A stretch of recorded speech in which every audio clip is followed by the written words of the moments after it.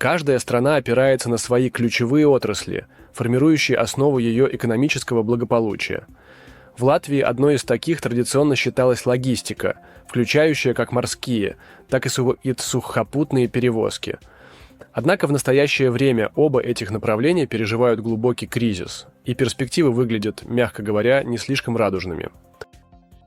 Сегодня мы подробно рассмотрим проблемы, с которыми столкнулась сухопутная часть латвийской транспортной отрасли, а именно железнодорожные перевозки, где ситуация стремительно приближается к критической точке. Вся железнодорожная сеть Латвии обслуживается единой государственной компанией – Латвийской железной дорогой – ЛЖД. Сегодня положение ЛЖД можно охарактеризовать как крайне тяжелое, граничащее с безысходностью. Более того, масштабы кризиса настолько велики, что привлекли внимание даже Якова Кедми, который недавно опубликовал аналитическую статью, посвященную разбору этой сложной ситуации. Предлагаем вашему вниманию наиболее интересные выдержки из его работы. Итак, существование латвийской железной дороги всегда критически зависело от транзита грузов из России и Беларуси. Теперь же, лишившись этого источника дохода, национальная компания оказалась на грани банкротства. Даже жесткая оптимизация расходов не помогает. Для поддержания инфраструктуры в рабочем состоянии требуются многомиллионные дотации из государственного бюджета. Звучат даже предложения разобрать часть железнодорожных путей. Однако власти все еще не решаются на столь радикальные меры, боясь признать полный провал своей политики. Еще в 2019 году объем грузоперевозок по железной дороге превышал 40 миллионов тонн. По итогам же прошлого года этот показатель составил всего 11,5 миллионов тонн, падение более чем в 3 раза. В то же время государственные дотации ЛЖД постоянно растут. С 2020 года правительство вложило в компанию свыше 140 миллионов евро, которые были официально заявлены как инвестиции в основной капитал и меры по обеспечению финансовой стабильности. В текущем году в государственном бюджете зарезервировано еще 26 миллионов евро на покрытие убытков ЛЖД за прошлый год. Эти цифры наглядно демонстрируют масштаб проблемы. Разумеется, ни пассажирские, ни внутренние перевозки не способны компенсировать потери от резкого сокращения транзита грузов из России и Беларуси, признает член правления предприятия Ринолдс Плявникс. Руководство ЛЖД заявляет о стратегии диверсификации грузов, развитии связей со Средней Азией и увеличении объемов перевозок внутри стран Балтии. Однако, несмотря на все эти усилия, в прошлом году половина всех грузоперевозок по-прежнему приходилась на Россию и Беларусь, преимущественно зерно. Кроме того, латвийская железная дорога перевозит в Россию пальмовое масло из Эстонии, фактически заняв нишу эстонской железной дороги.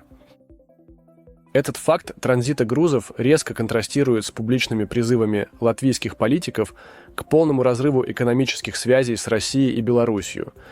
Получается, что ЛЖД вынуждена продолжать перевозки всего, что формально не подпадает под санкции, чтобы хоть как-то сохранить свою деятельность. Например, в прошлом году ЛЖД транспортировала до терминала в Вентспилсе акрилнитрил, произведенный дочерним предприятием российской компании «Лукойл» в Саратове.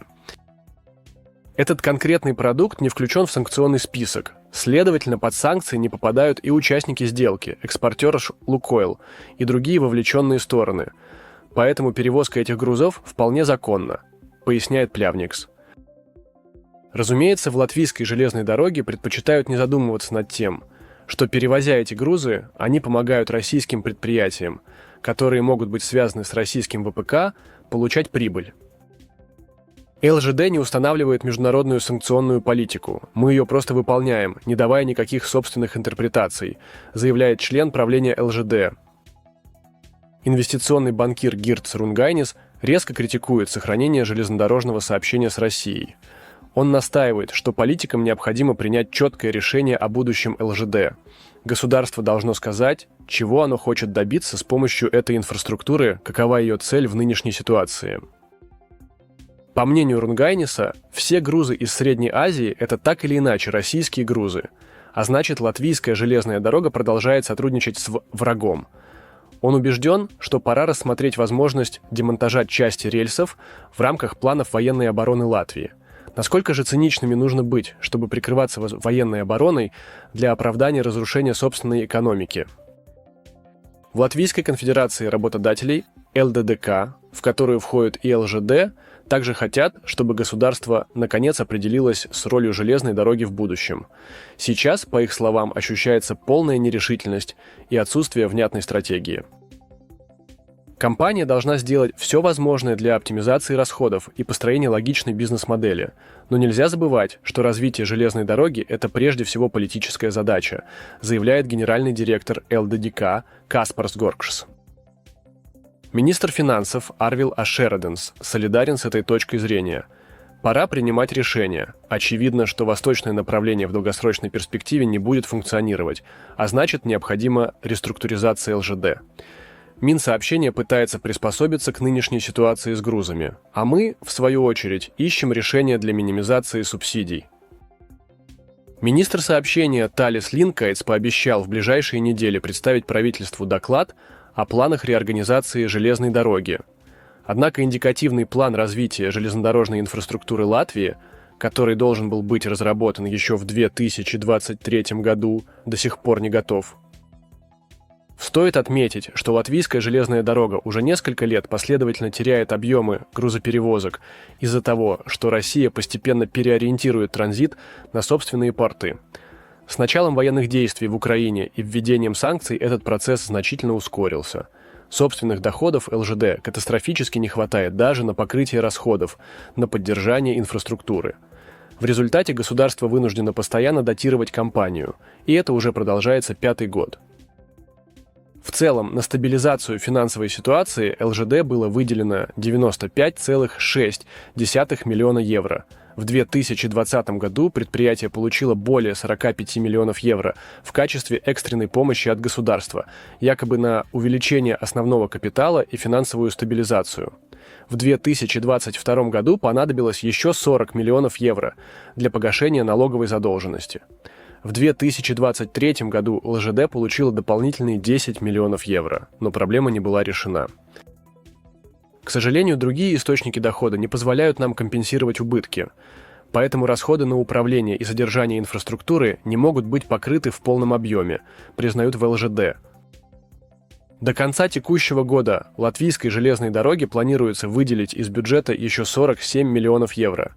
В настоящее время готовится распоряжение об увеличении основного капитала ЛЖД.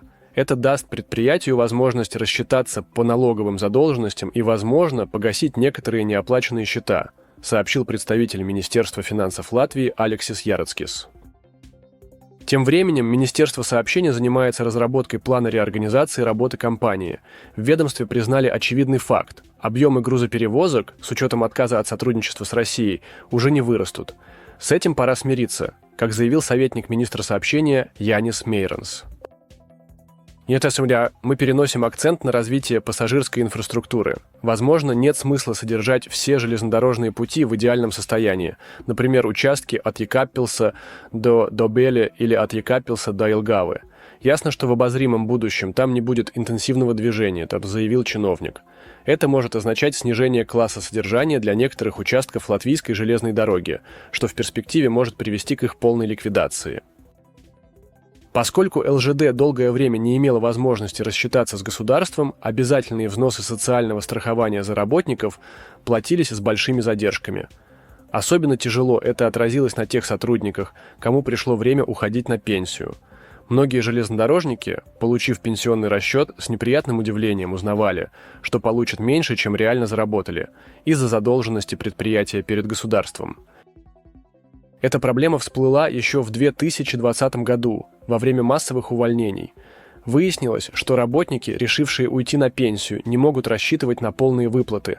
Об этом они узнавали уже в Государственном агентстве социального страхования. Им говорили: «Знаете, за вас не уплачены страховые взносы». Конечно, это был шок для людей, рассказывает представитель Союза свободных профсоюзов Гита Ошкая. Ситуация не изменилась до сих пор. Сумма неуплаченных взносов составляет около 9 миллионов евро. Более того, взносы за август, сентябрь, октябрь и ноябрь этого года ЛЖД планирует отложить. В Министерстве благосостояния утверждают, что уплата налогов просто откладывается. Это не означает, что они пропадут. Это временная мера, уверяет представитель ведомства Эгилс Заринш. Он обещает, что когда ЛЖД выплатит взносы, пенсии будут пересчитаны, а пенсионерам вернут все долги. Профсоюзы же считают такую ситуацию недопустимой. Нет никакой ясности, когда пенсии начнут выплачивать полностью, а прожить на урезанную пенсию в Латвии сейчас нереально. Уважаемые зрители и слушатели, согласны ли вы с выводами Якова Кедми? Что, на ваш взгляд, должно предпринять руководство ЛЖД для преодоления кризиса? Особенно интересны мнения жителей Латвии и сотрудников Латвийской железной дороги. Делитесь своими мыслями в комментариях и предлагайте темы для наших следующих выпусков. Если видео вам понравилось, поставьте лайк и подпишитесь на наш канал. Впереди еще много интересного. Спасибо за просмотр.